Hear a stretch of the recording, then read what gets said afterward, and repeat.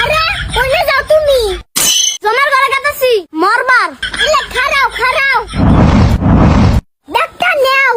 আরে মরবার কাটাছি এক কি করুম যদি মরবার যায় তোমার মত বদলাই ইলে আইতে শুম 1 কেজি আলু আর 2 কেজি চাল নিয়ে আইও এই যে নাও এনে 50,000 টাকা আছে যত খুশি কিনা গিলা গিলা খাও কি গো আবার কোনে যাও কইলাম না মরবার কাটাছি মরবার কাটাছো যাও কিন্তু আমার মনের আশাটা পূরণ করে দিয়ে যাও কও শোনা কও তোমার আর কি লাগে আমি 2 বাচ্চার মা হইবার চাই ঠিক আছে আমি মরে গেলে তুমি আরেকটা বিয়ে হইবে তাই তো 2 বাচ্চার মা হইবে না শোনা আমি তোমার বাচ্চার মা হইবার চাই আচ্ছা তাহলে আজকে থাকি কালকে যামু তাহলে তুমি তো বাচ্চার মা হইলে আমি এখন মরবার যাই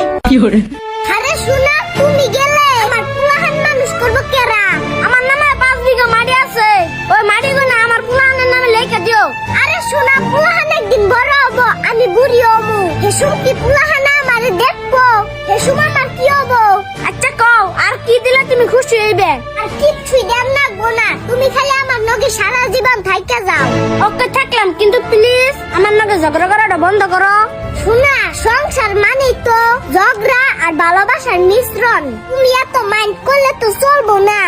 আহ শোনা ঘরে আহ জল, চিনি, লেবু প্রত্যেকটা আলাদা জিনিস, কিন্তু এই তিনটা জিনিস একত্রিত করলে শরবত তৈরি হয়। তাই আমাদের সংসারের প্রত্যেকটা আলাদা আলাদা জিনিসকে একত্রিত করলে একটা সুখের সংসার তৈরি হয়। তারই নাম মায়ার সংসার।